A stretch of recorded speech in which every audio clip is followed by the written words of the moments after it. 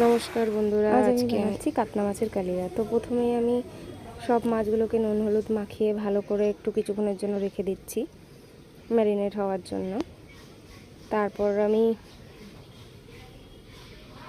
দেখো মাছগুলো বেশ সুন্দর পিস কাতলা মাছের, তো ওই জন্য আমি ভালো মতন করে মাছগুলোকে নুন হলুদ মাখিয়ে কিছুক্ষণের জন্য রেখে দেবো, 10 মিনিট মতন রেখে দেবো। এর মধ্যে আর কোনো মশলা আমি দিচ্ছি না।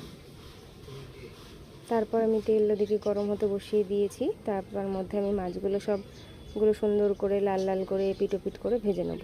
খুব বেশি ডিপ করে ভাজার দরকার নেই, মোটামুটি করে ভাজলেই হয়ে যাবে। তো দেখো বন্ধুরা, আমার এক পিঠ কিন্তু ভাজা হয়ে গেছে, আমি পরের পিঠটা ভাজার জন্য দিয়ে দিয়েছি। তো এবার আমার মাছ ভাজা কমপ্লিট। আমি তেল গরম করে একটু পেঁয়াজ বেরেস্তা করে আগে তুলে রেখে দেবো, কারণ হচ্ছে কাতলা মাছের কালিয়ায় লাস্টে একটু পেঁয়াজ বেরেস্তা না দিলে কিন্তু ভালো লাগে না। তো আমি পেঁয়াজ বেরেস্তা করে সেটাকে তুলে রেখে দিয়ে নিচ্ছি। তো সবাই কে কোথা থেকে আমার ভিডিওটা দেখছো সবাই একটুখানি জানিও, লাইক কমেন্ট শেয়ার করো ভিডিওটা।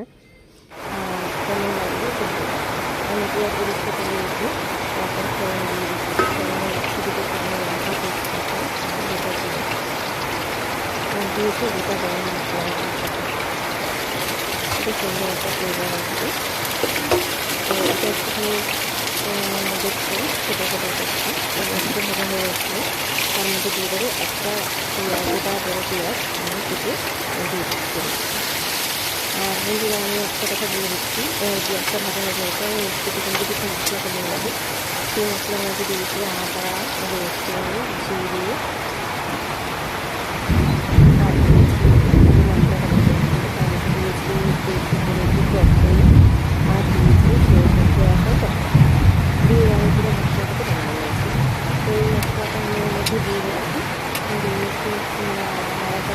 ভাজা ভাজা হয়ে আসবে। আমি তার মধ্যে গুঁড়ো মশলাগুলোকে সব কিন্তু সুন্দর করে দিয়ে দেবো। তো দেখুন বন্ধুরা, আমি নুন হলুদ লঙ্কা গুঁড়ো ধনে গুঁড়ো যেহেতু আমি এই ব্লেন্ডারে আমি জিরে দিয়ে দিয়েছিলাম, তো সেই জন্য এর মধ্যে আর আলাদা করে দিয়ে দিলাম। আর দিলাম এর মধ্যে 1 চামচ চিনি।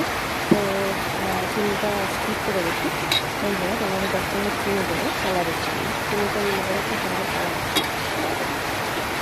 তো আমি এই মশলাটাকে ততক্ষণ অবধি কষাবো যতক্ষণ না এটার থেকে তেল থাকে। তো ভালো করে সুন্দর করে মশলাটাকে কষাবো বন্ধুরা। যত ভালো করে মশলাটাকে ভাজা হবে তত সুন্দর কিন্তু খেতে হবে এই কাতলা মাছের কালিয়া।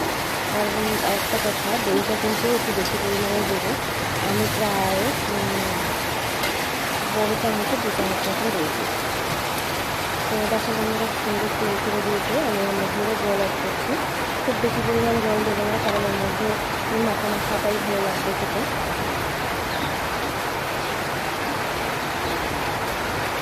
এটা সুন্দর করে খেতে আসবে।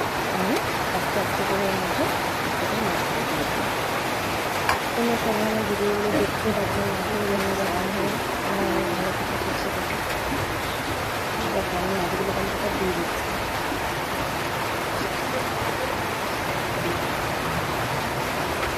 একটু শেয়ার করে ভিডিওগুলো তোমরা কাছে থাকলে তবেই তোমরা দেবে।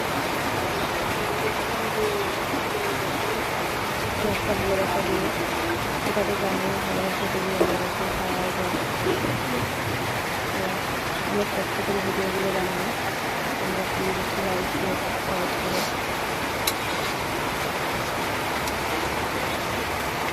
দেখো আমি একটা করে সব মাছগুলো দিয়ে দিয়েছি। এবার আমি এটা ঢাকা দিয়ে ভালো করে ঢেকে দেবো মিনিট 10।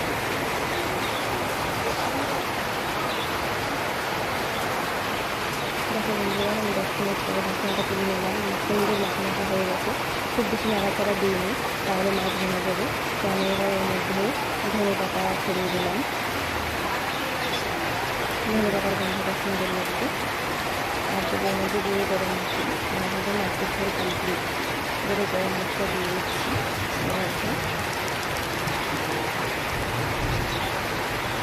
সবার লাস্টে গ্যাসের ফ্লেমটা বন্ধ করে নিয়ে আমি এর মধ্যে দিয়ে দেবো ব্যাস, আমার কাতলা মাছের কালিয়া কিন্তু সুন্দর করে তোমরা কিছু কথা খেতে ভালোবাসেন আমাদের বাড়িতে কমেন্ট করে জানাবেন।